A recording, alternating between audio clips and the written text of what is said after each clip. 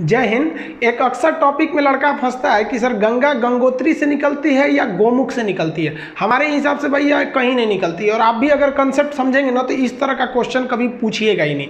और एक और फंस जाता है, सबसे ऊंचा बांध टिहरी बांध है या फिर भाखड़ा नांगल है। दोनों अपने अपने जगह पे सही है, दोनों की कैटेगरी है। समझते हैं, देखिए उत्तराखंड जो है ये उत्तर प्रदेश से टूट के सन 2000 में अलग हुआ था। उत्तराखंड को बेसिकली दो भागों में बांट सकते हैं। इसका पूर्वी भाग थोड़ा सा छोटा है जिसे कुमायूं कहते हैं, और इस साइड का भाग थोड़ा बड़ा है, गढ़वाल कहते हैं। गढ़वाल जो एरिया है यहाँ बहुत से बड़े बड़े हिमानी का मतलब होता है ग्लेशियर, जहाँ पे बर्फ के पहाड़ होते हैं उसे ग्लेशियर कहते हैं। वहाँ से कई नदियों का उद्गम होता है। अब इन ग्लेशियर यानी पहाड़ों के ऊपर से बर्फ कहाँ जाता है, तो जैसे जैसे ऊंचाई बढ़ती है प्रत्येक 165 मीटर ऊंचा जाने पर 1 डिग्री टेम्परेचर में कमी आने लगती है। ये कमी क्यों आती है ये एक अलग टॉपिक है। बस इतना समझिए कि जब आप जमीन पे रहते हैं तो आपको कई जगह से उष्मा मिलती है। सीधे सूरज से मिलता है, इधर का दीवाल गर्म, इधर का दीवाल गर्म, हवाएं गर्म, नीचे का जमीन गर्म, तो कई ओर से हवा गर्मी आते रहता है, तो आपका टेम्परेचर ज़्यादा रहता है। जैसे जैसे आप ऊपर जाते हैं तो जो नीचे की अगल बगल का वातावरण था वो तो छूट गया,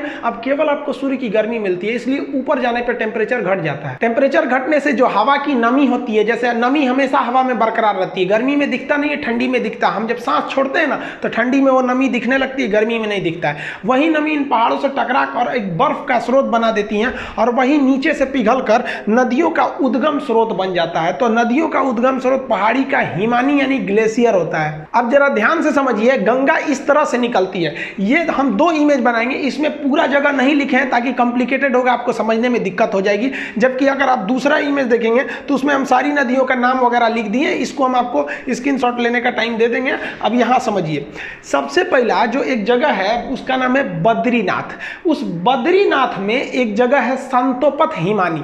बद्रीनाथ के संतोपत हिमानी से एक नदी निकलती है जिसका नाम है धौली गंगा, विष्णु गंगा, और एक साइड से आती है धौली गंगा। तो धौली गंगा और विष्णु गंगा 2 नदियां हैं। ये 2 नदियां आपस में आके मिल जाती है विष्णु प्रयाग में। प्रयाग का मतलब होता है मिलन स्थल। तो विष्णु गंगा और धौली गंगा आके मिलती है विष्णु प्रयाग में, और यहाँ इनकी गहराइयाँ बराबर हो जाती हैं लगभग। जब 2 नदियों के मिलने के वक्त में गहराई बराबर हो जाए तो उन नदियों का नाम चेंज कर दिया जाता है। यदि एक की गहराई ज़्यादा दूसरी की गहराई कम तो नदी गहरी वाली नदी के नाम से ही नदी आगे बढ़ेगी। तो यहाँ लगभग गहराई बराबर हो जाती है विष्णु प्रयाग में, तो नाम बदलकर इस रेड वाली नदी का नाम रख दिया जाता है अलकनंदा नदी। यहाँ से यहाँ तक ये रेड वाली नदी है अलकनंदा नदी। अब इसको ओवरव्यू में समझिए। अलकनंदा आगे बढ़ती है, आगे जाकर एक नदी आके मिलती है जिसका नाम है नंदाकिनी नदी। मंदाकिनी अलग है और नंदाकिनी अलग है। नंद लाला जो है नंदाकिनी नदी आके मिलती है, तो वो नंदाकिनी नदी कम गहरी है, अलकनंदा ज्यादा है, तो नंदाकिनी यहीं समाप्त हो जाएगी भूगोल के हिसाब से। अब ये भी जगह तो मिलन स्थल हो गया। मिलन स्थल को प्रयाग कहते हैं, चूंकि नंदाकिनी नदी मिली है इसलिए इसे कहते हैं नंद प्रयाग। नंद प्रयाग के बाद नदी और आगे बढ़ती है, तो यहाँ आगे बढ़ती है तो एक और नदी आके मिलती है पिंडार नदी। पिंडार नदी जहाँ आके मिलती है उसे कहते हैं हम लोग कर्ण प्रयाग। तो कर्ण प्रयाग में पिंडार नदी आगे मिल गई। अलकनंदा जो है कहती है भाई तुम कम गहरा हो, तुम यहीं खत्म हो जाओ, आगे हम ही बढ़ेंगे। अलकनंदा आगे बढ़ती है तो एक और नदी आके मिल जाती है, वो नदी निकलती है केदारनाथ से। ये वाली निकली थी बद्रीनाथ से। उस नदी का नाम है मंदाकिनी नदी। ये मंदाकिनी नदी आके इसे मिलती है, ये जाके मिल जाती है यहाँ पर। मंदाकिनी कम गहरी, ये ज़्यादा गहरी, इसलिए मंदाकिनी यहाँ समाप्त। अब ये मिलन स्थल है, इसका भी नाम प्रयाग रहेगा, तो इसका नाम हो जाता है रुद्र प्रयाग। रुद्र प्रयाग से नदी फिर आगे बढ़ती है, अभी भी अलकनंदा, इस रूट में बहुत गहरी है अलकनंदा। अब यहाँ से आती है उत्तरकाशी जिला से। उत्तरकाशी के पास एक जगह है गंगोत्री। अब गंगोत्री के पास एक एक्यूरेट पॉइंट की बात करेंगे तो वो है आपका गोमुख। वहाँ से एक नदी निकलती है जिसका नाम है भागीरथी नदी। ये भी बहुत बड़ी नदी है और उत्तराखंड के लोग मुख्य रूप से इसी को गंगा मानते हैं, ये वाले साइड को, ये उसकी सहायक समझते हैं।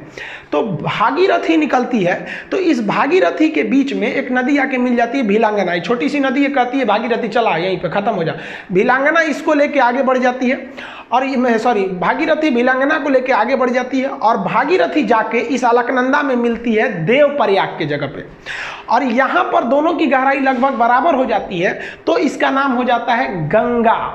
अब आप बताइए, गंगा तो इतनी नदियों से मिल के बना है, अब इसको याद करना बड़ा टफ है, तो उसको तरीका समझिए याद करने का। देखिए, विष्णु भगवान थे, इन्होंने अवतार लिया, तो कृष्ण भगवान का अवतार लिए थे ये। तो बचपन में कृष्ण भगवान का नाम क्या था? यशोदा का नंदलाला, नंदलाल। तो विष्णु भगवान क्या बने? नंदलाल बने। और ये जब बचपन में थे, आगे बढ़े, तो ये हमेशा इनके कान में बाली रहता था। आप देखेंगे कृष्ण भगवान कान में बाला पहनते थे, और गले में उसके बाद रुद्राक्ष की माला। तो लाइन से याद रखिएगा, विष्णु भगवान से याद रखेंगे विष्णु प्रयाग, नंदलाला से याद रखिएगा नंद प्रयाग। कान में बाली पहनते थे तो कर्ण प्रयाग, गले में रुद्राक्ष की माला रखते थे तो रुद्र प्रयाग।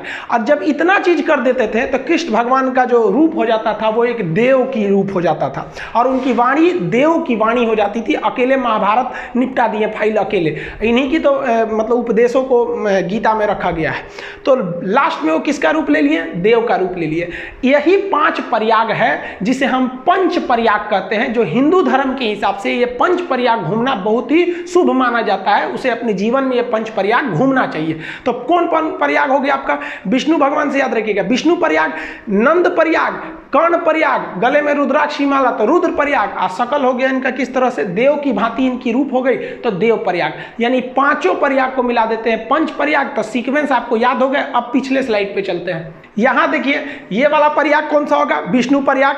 विष्णु भगवान नंदलाला के रूप में जन्म लेंगे तो नंद प्रयाग, कान में पहनेंगे तो कर्ण प्रयाग, गले में रुद्राक्ष की माला तो रुद्र प्रयाग, और सकल हो जाएगा देव के भांति तो देव प्रयाग। ये नदियां हो गई। अब आप बताइए, देव प्रयाग के आगे गंगा बनती है। तो बीपीएससी में क्वेश्चन पूछा था कि ये भागीरथी तथा अलकनंदा का संगम कहां होता है? तो वो होता है आपका देव प्रयाग में। समझा गया?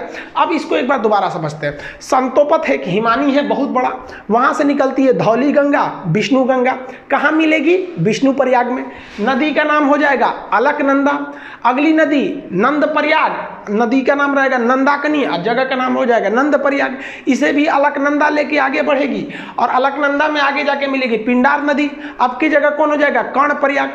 अलकनंदा फिर आगे बढ़ेगी, मंदाकिनी को ले जाएगी अपने साथ, मंदाकिनी को ले आके मिलाएगी तो हो जाएगा रुद्र प्रयाग। गले में रुद्राक्ष की माला हो गई। अब कृष्ण भगवान के पास यही सब तो चीजें थी, अब देव का रूप ले लेंगे। यहाँ पे भागीरथी आएगी अपने साथ भिलांगना को मिलाते हुए, और मिल जाएगी देव प्रयाग में, और यहां से बन जाएगी गंगा। तो देखिए, गंगा तो भाई साहब निकलती ही नहीं है, गंगा नदी बनती है इतनी नदियों से मिलकर। तो अगर आप ग्रुप डी खलासी, चपरासी, गैंगमैन, सफाई कर्मी का एग्जाम देते हैं तो गंगा कहाँ से निकलती है? तो मार दीजिएगा भाई साहब उत्तरकाशी जिला के गंगोत्री के समीप गोमुख से। लेकिन अगर आप बड़े एग्जाम को देते हैं, कमीशन लेवल का, पीसीएस, यूपीएससी लेवल का, तो इतने छोटे लेवल का वो क्वेश्चन ही नहीं पूछेगा गंगा निकलती कहाँ से, क्योंकि उसको पता है कि भाई साहब गंगा निकलती नहीं है। गंगा एक बहुत बड़ा नदियों का एक पैटर्न है, ड्रेनेज पैटर्न है, जिसे समझना पड़ेगा। इसमें हम इन नदियों को लिख दिए हैं, यहाँ पे जो घेरे हुए हैं ये प्रयाग है, विष्णु प्रयाग, नंद प्रयाग, कर्ण प्रयाग, रुद्र प्रयाग, देव प्रयाग, और ये नदियों का नाम लिख दिया है। एप्लीकेशन में जब इसी को पढ़ाएंगे तो इसमें हम आपको याद, क्लास में जैसे याद करा देते थे उसको याद करा देंगे। अब यूट्यूब पे याद थोड़े कराएंगे बैठा के आपको, और इसका पीडीएफ और नक्शा में हम आपको इसको भरवाते थे।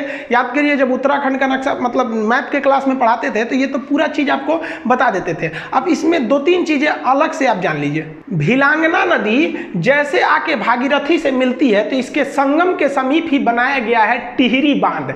अब ये टिहरी बांध में पानी बहुत भयानक लग जाता है और इस टिहरी बांध पर खतरा होता है, इसलिए टिहरी बांध के पीछे एक सपोर्ट के लिए एक और बांध है जिसका नाम है कोटेश्वर बांध। तो टिहरी बांध किस पर है? भागीरथी नदी पर बनाया गया। इसके सपोर्ट के लिए कोटेश्वर बांध बनाया गया। जब भी बड़े बांध बनाए जाते हैं तो उसके सपोर्ट के लिए पीछे भी रहते हैं। जैसे भाखड़ा बांध बहुत बड़ा बांध है तो उसके पीछे एक और बांध है नांगल बांध। तो भाखड़ा अलग है, नांगल अलग है, ऐसे मिला के पढ़ देते हैं तो भाखड़ा नांगल एक लगने लगता है।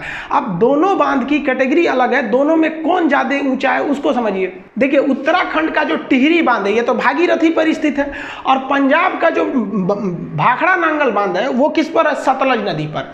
अब दोनों बांध की कैटेगरी अलग अलग है। ये बांध 260 मीटर है ऊंचा, कहीं कहीं आपको 255 देगा, तो 260 मीटर ऊंचा है, तो ये जेन्युइन है, ऊंचा है। ये वाला बांध जो है वो थोड़ा कम ऊंचा है, 225 25 मीटर ही ऊंचा है, लेकिन दोनों बांध की कैटेगरी अलग अलग है। जैसे कोई लड़का है 6 फीट का और कोई लड़की है 5 फीट की, आपसे पूछा जाए सबसे ऊंची लड़की कौन है, तो इसको थोड़ा कहिएगा कि 6 फीट का, भाई साहब तो कैटेगरी अलग होगा, लड़की में तो 5 फीट को रखना पड़ेगा। लेकिन कह दे कि इन दोनों में सबसे ऊंचा इंसान कौन है, तो भाई लड़की भी इंसान लड़का भी इंसान, तब आप कहिएगा कि नहीं 6 फुट वाला ही है। तो यही एग्जाम में पूछता है कि सबसे ऊंचा ग्रेविटी बांध कौन सा है, तो देखिए इस बांध की जो कैटेगरी है वो ग्रेविटी कैटेगरी का है और ये बांध की कैटेगरी अर्थ फिलर है। ये बांध जब पढ़ाएंगे ना तो उसमें हम आपको बता देंगे कि बांध कितने टाइप के होते हैं, आर्क बांध कौन सा होता है, ग्रेविटी कौन कौन से कई टाइप के बांध होते हैं। तो कैटेगरी के हिसाब से पूछता है ये कि सबसे ऊंचा गुरुत्व यानी ग्रेविटी बांध कौन सा है, तो भाई साहब ये 260 होने के बावजूद इसको आंसर नहीं देंगे क्योंकि इसकी कैटेगरी अलग है, ये तो उस कैटेगरी में है ही नहीं है जिस कैटेगरी का क्वेश्चन पूछ रहा है। तब आपका आंसर हो जाता है भाखड़ा नांगल बांध। लेकिन जब क्वेश्चन कहेगा कि भारत का सबसे ऊंचा बांध कौन है, तो भाई साहब आप अर्थ फिलर हैं तब भी बांध है, ग्रेविटी है तब भी बांध है, आर्क बांध है तब भी बांध है। तो अब आपके लिए कैटेगरी का बाउंडेशन खत्म कर दिया और ओवरऑल में अगर कहेगा सबसे ऊंचा बांध कौन सा है तब हो जाएगा आपका टिहरी बांध, लंबा में हीराकुंड अलग हो जाता है वो सब। तो ये समझ में आ गया आपको।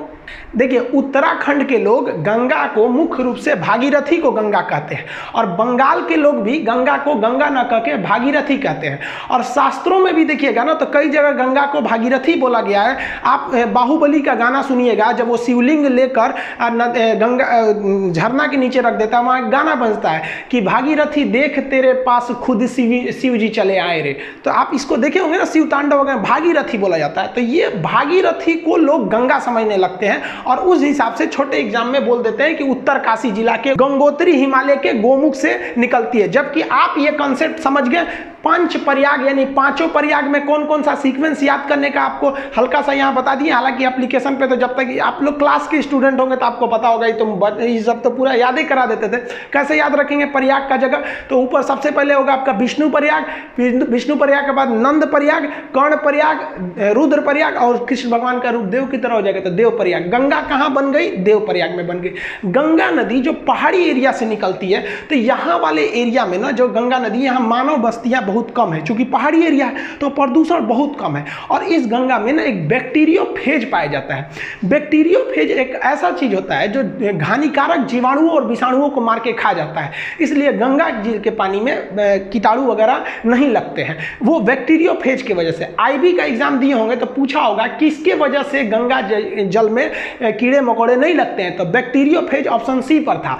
तो ये ध्यान से रखिएगा आप लोग। और आजकल देखिए हम लोग की भी कुछ गलती है, गंगा नदी में जो क्षमता है उसको पुनर्निर्माण करने की, उसमें तो हम लोगों ने अत्याचार कर दिया। कानपुर से जब गंगा निकलती है एकदम गंदगी मचा देते हैं, तो हम लोग गंगा को कुछ ज्यादा गंदा कर दिया। वो तो लॉकडाउन हो गया तो जो हम लोग सोच रहे थे गंगा साफ करेंगे अपने से साफ हो गया, अभी थोड़ा सा ढील हुआ ना लॉकडाउन में, फिर गंदा करके हम लोग रख दिए। तो प्रकृति से हम लोग भी खिलवाड़ करते हैं तो प्रकृति हम लोग के साथ भी कर देती है कोरोना वगैरह देके।